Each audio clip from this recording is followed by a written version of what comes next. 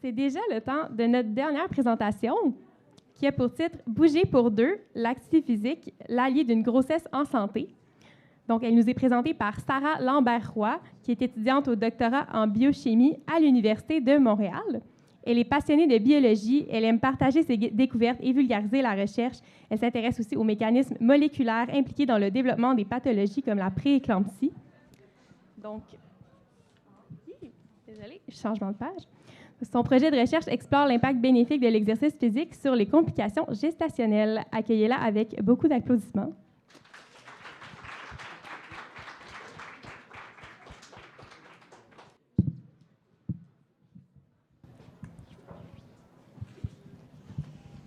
Donc, bonjour à tous. Donc, comme vous aurez compris avec mon titre, aujourd'hui, je vais vous parler de grossesse, mais plus spécifiquement de l'activité physique durant la grossesse. Je vais toucher aussi les complications gestationnelles dont fait partie la prééclampsie.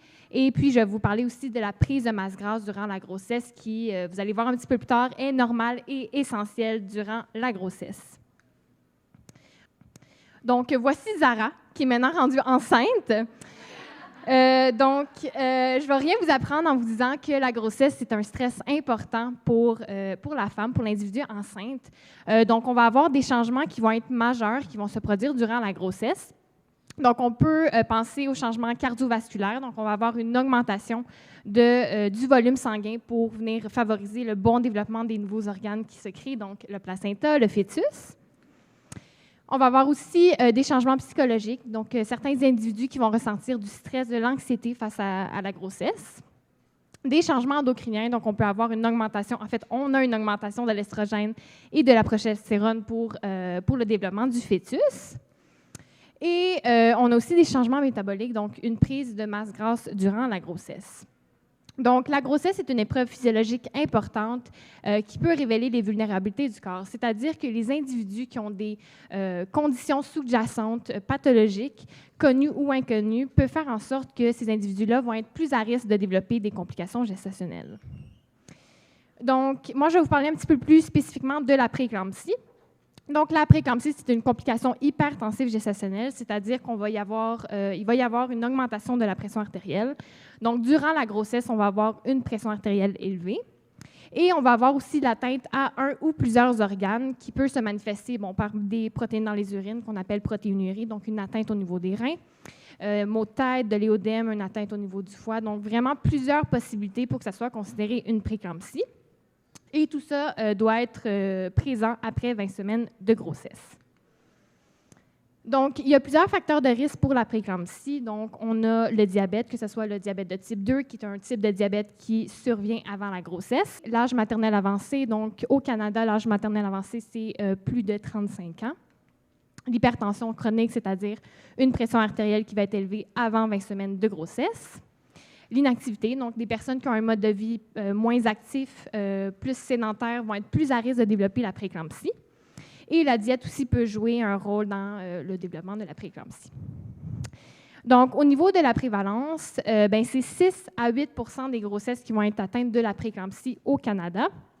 Et dans 21 % des cas, on va assister à un décès maternel et dans 14 % des cas, à un décès infantile. Donc, vous comprendrez que, encore aujourd'hui, en 2025, c'est l'une des principales causes de mortalité maternelle / infantile au Canada.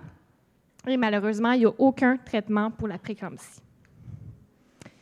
Donc, nous, dans le laboratoire de Dr. Julie Lavoie, on est un petit peu plus spécialisé dans les bienfaits de l'activité physique. Donc, bien évidemment, il y a beaucoup de bienfaits qui sont déjà connus, surtout chez des individus qui sont non enceintes. Donc, on peut compter, par exemple, la prévention de diverses maladies chroniques, que ce soit le diabète de type 2, syndrome métabolique, l'obésité. On sait aussi que ça promouvoit un environnement anti-inflammatoire. Et ça me mène donc à un petit sondage express que je voulais vous poser. Donc, qui ici a déjà pensé ou peut-être pense encore aujourd'hui que l'activité physique peut être néfaste pour maman et bébé durant la grossesse? Je vais lever la main parce que j'ai déjà pensé ça. Il n'y a personne? Ah, OK, une autre personne. Bon, je n'étais pas seule. Donc, je vous apprends aujourd'hui que l'activité physique est bénéfique durant la grossesse. Donc, nous, plus spécifiquement dans notre laboratoire, ce qu'on a démontré auparavant, c'est que l'activité physique réduit la prévalence de complications de désordre hypertensif gestationnel. Excusez-moi, il y a une petite erreur ici, il manque un petit S. On a démontré aussi que ça prévient presque entièrement les symptômes de la prééclampsie dans un modèle de souris.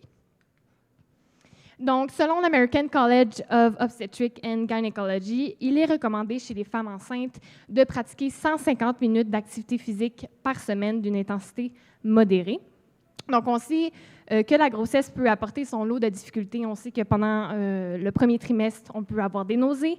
Et plus la grossesse avance, plus on a des changements corporels, donc, qui peuvent faire en sorte qu'on va être moins active.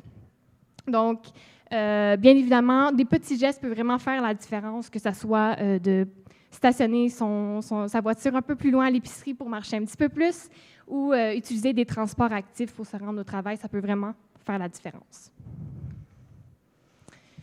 Donc, bien évidemment, l'activité physique a les bienfaits classiques sur la graisse, ou qu'on appelle dans la communauté scientifique tissu adipeux. Donc, on sait que l'activité physique permet de réduire la prise de masse grasse chez les individus non enceintes. Mais chez les individus enceintes, nous, on a démontré en fait que ça permet de limiter la prise de masse grasse. Donc, le mot « limiter » est bien important ici parce que la prise de masse grasse est normale durant la grossesse et essentielle pour maman et bébé. Donc, la graisse ou le gras est plus communément connu pour sa fonction de base qui est de stockage de l'énergie. Donc, les graisses vont venir accumuler des lipides, qui est un substrat énergétique. Mais plus récemment, dans les dernières années, la communauté scientifique s'est un petit peu plus penchée sur son rôle plus actif. Donc, on a découvert en fait que le gras peut produire et relâcher diverses molécules dans la circulation qui vont impacter le métabolisme général. Donc, on sait maintenant notamment qu'il peut influencer tout ce qui est sentiment de satiété, donc de la faim. On sait aussi qu'il peut sécréter des molécules qui vont impacter l'inflammation. Donc, on peut penser, par exemple, lors de diabète de type 2 ou l'obésité, on va avoir une inflammation systémique et le gras peut contribuer à cet effet-là. Donc, chez des individus non enceintes, la principale molécule qu'on va utiliser pour l'énergie, c'est le sucre, qu'on appelle le glucose. Mais on peut utiliser, comme je viens juste de dire, les lipides qui sont accumulés dans les graisses aussi dans des événements clés, par exemple lors d'un jeûne prolongé ou encore lors d'activités physiques prolongées. Et on pourrait comparer ces substrats énergétiques-là ou molécules énergétiques-là, excusez-moi, comme de l'eau qu'on donne à des plantes ou encore à du gaz qu'on donne à notre voiture. Donc, c'est vraiment ça qui nous permet de fonctionner et de donner de l'énergie à nos cellules. Donc, il va y avoir des changements majeurs qui vont se produire lors d'une grossesse. Donc, évidemment, plus la grossesse avance, plus le fœtus grandit et plus son besoin en énergie va être grand. Lui, en fait, son substrat énergétique principal, ça va être le sucre, donc le glucose. Et donc, vous allez donc comprendre que plus la grossesse avance, plus le glucose va être détourné de la circulation maternelle vers le bébé. Et donc, pour compenser, bien, la maman, elle, va commencer à stocker de plus en plus de lipides dans son gras, en fait. Et puis, c'est vers le troisième trimestre qu'elle va utiliser abondamment ces lipides-là qui ont été accumulés. Et le bébé va aussi se servir de ces lipides-là pour des fonctions vitales comme le développement cérébral. Donc, moi, dans le laboratoire, j'utilise un modèle murin de prééclampsie qui est soumis soit à une sédentarité avant et pendant la grossesse, ou encore à un accès à une roue d'exercice volontaire avant et pendant la grossesse. Et le mot volontaire ici est très important parce que, évidemment, on force aucunement les souris à faire de l'exercice. C'est des animaux qui adorent faire de l'exercice. Donc, vous allez voir ici, c'est une roue qui est accessible dans leur cage. Elles vont vraiment, quand elles veulent, à leur capacité. Et aussi surprenant que ça a l'air, elles font jusqu'à 10 km lors de leur période d'activité avant la grossesse, ce qui est vraiment très impressionnant pour un petit animal. Et ce qui est très surprenant aussi, c'est que dès la première journée de grossesse, elles vont diminuer de moitié leur activité physique. Donc, elles vont faire environ 5 km et elles vont diminuer progressivement leur niveau d'activité physique jusqu'à la fin de la grossesse. Donc, voici un petit graphique résumé de mon projet de maîtrise. Donc, tout simplement, ce que je veux vous montrer ici, c'est la ligne noire juste ici qui représente les souris qui ont de la prééclampsie.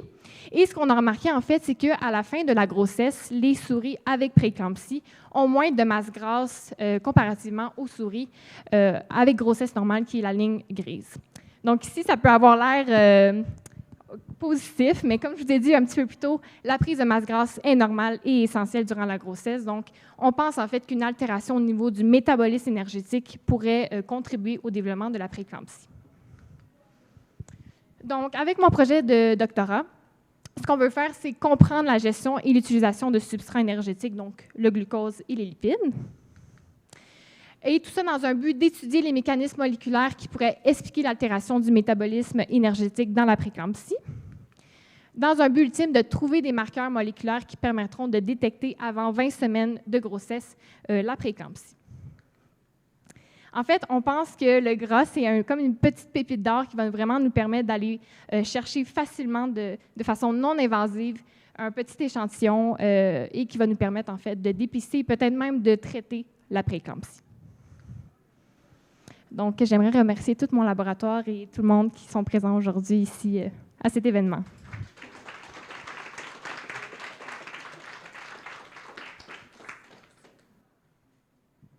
Super. Est-ce qu'il y a des gens qui ont des questions pour Sarah? Merci beaucoup pour ta présentation. C'est super agréable de t'entendre parler de grossesse. Je travaille beaucoup auprès des femmes, des femmes adolescentes, des mères adolescentes. Puis je sais que la grossesse chez les mères adolescentes est vécue très, très différemment de mères adultes. Est-ce que vous pensez recruter des mères adolescentes dans votre échantillon ou est-ce que vous allez principalement vous attarder à des mères adultes? Donc, moi, je travaille avec des souris.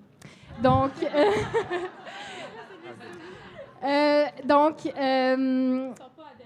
sont pas adolescentes.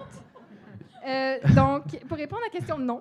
Mais dans mon laboratoire, j'ai un collègue qui est ici présent aujourd'hui, donc kinésiologue, qui fait un projet clinique avec des femmes et il va toucher une population autochtone et justement, l'âge qu'il recrute, c'est à partir de 14 ans, qui est un âge assez bas, parce qu'on sait qu'en fait, un âge élevé, donc l'âge maternel avancé et l'âge maternel plus bas aussi, a un effet sur les risques de complications gestationnelles, mais à part de ça, moi, c'est plus les souris, ma spécialité. Je m'excuse pour la confusion.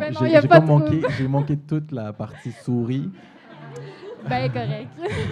C'est moi qui tournais dans ma tête. Je pensais à des... C'est bien correct.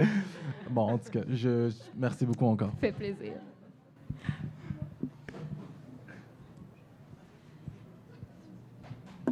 Merci pour la présentation. Je trouve ça intéressant de voir qu'il y a 2 présentations qui s'adressent à la santé des femmes ce soir, en cette semaine des droits de la femme. Je veux juste le souligner un petit peu. Et vous dire, la fin de ta présentation, j'ai manqué, tu vas prendre l'échantillon de gras où on dirait que j'ai manqué ce bout-là de la présentation. Vous n'avez pas manqué. Je pense que c'est juste pas super bien expliqué. OK, bien, je te donne la chance d'y revenir. Oui, allons-y. Alors, c'est sûr que c'est vraiment pas un projet qui est court terme, même pas moyen terme, mais en fait, on pense que, un peu comme la liposuction, là, c'est très répandu là, chez la population. On pense qu'on va pouvoir facilement aller chercher un petit échantillon de gras sous-cutané chez ces femmes-là pour pouvoir justement aller chercher les marqueurs moléculaires qu'on est en train de tester en ce moment pour pouvoir dépister.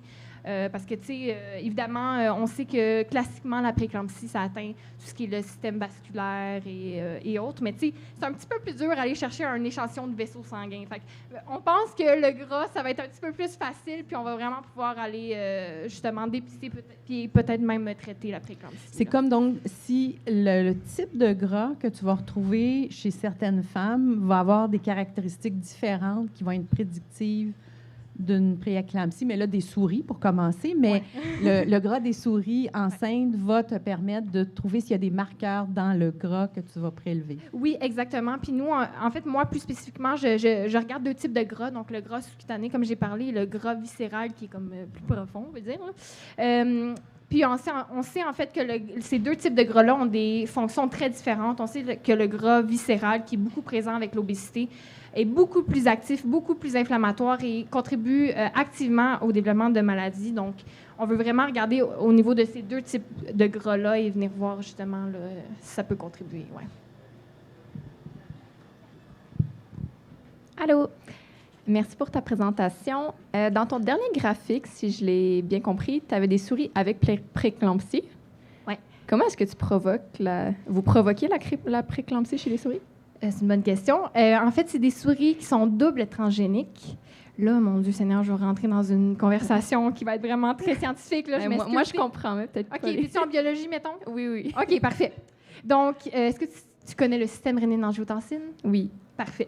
Donc, pour les gens qui s'y connaissent moins, c'est un système qui vient contrôler, réguler la pression artérielle.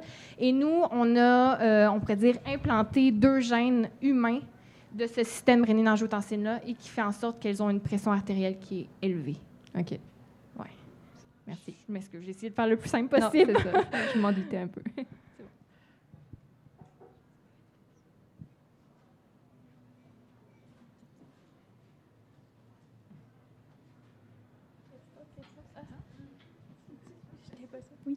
Oui, je ne sais pas si j'ai manqué quelque chose au début de la présentation, mais est-ce que tu peux me dire, c'est quoi la prééclampsie?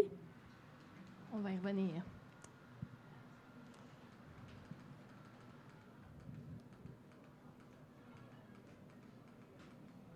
Voilà. OK. Donc, pression artérielle élevée. Ah, OK, Puis, oui. ben, le plus classique de la maladie, c'est la protéinurie, donc les protéines dans les urines, mais comme j'ai dit, plusieurs atteintes. Là, ça peut être maux de tête, atteinte au niveau du foie. Puis voilà. Puis ça peut-tu amener des complications? J'imagine que ça peut amener des complications, puis être dangereux pour la mère et le bébé. Oui, donc c'est la principale cause de mortalité maternelle et infantile. Et on sait aussi que ça a des conséquences à long terme sur la maman. Donc, elles sont plus à risque de développer des maladies cardiovasculaires plus tard. Ouais. C'est bon. Merci beaucoup. J'avais manqué ce bout. Les nombres dans la page, c'est des décès par année, en millions, c'est quoi? 81, 37, 121, 44. Très bonne question. Je ne peux pas répondre à la question, par contre. Allô, merci pour ta présentation. Tu as montré que les femelles qui avaient une préclampsie, elles auraient comme moins de gras, puis Ouais. c'est potentiellement délétère pour elles. Ouais. Puis tu as dit que tu avais comme différents groupes de femelles qui faisaient de l'exercice ou faisaient pas de l'exercice. Ouais. Est-ce que ça avait un impact justement après sur cette quantité de gras Oui, donc en fait, je vais revenir à mon graphique. Je n'ai pas trop parlé de l'effet de l'exercice, mais on peut voir qu'avec l'exercice, on a une normalisation de la prise de masse grasse. On a encore cette augmentation-là, comme je disais, qui est normale et essentielle durant la grossesse, mais on a une normalisation entre nos groupes de grossesse normale et grossesse prééclamptique. Donc quand tu veux dire normalisation, c'est que là, le taux de graisse augmenterait? Le taux de graisse est similaire entre nos groupes de prééclampsie et non prééclampsie. Mais il est plus élevé que celles qui font pas de sport, enfin qui font pas de marche, Oui, de c'est roue. ça. Ouais. OK. Ouais. Ça paraît contradictoire. On se dit, on fait plus de sport puis on a plus de gras.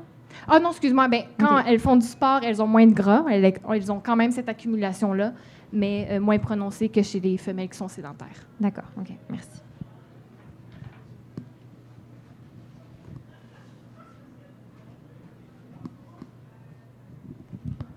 Super. Mais merci beaucoup, Sarah, pour ta présentation.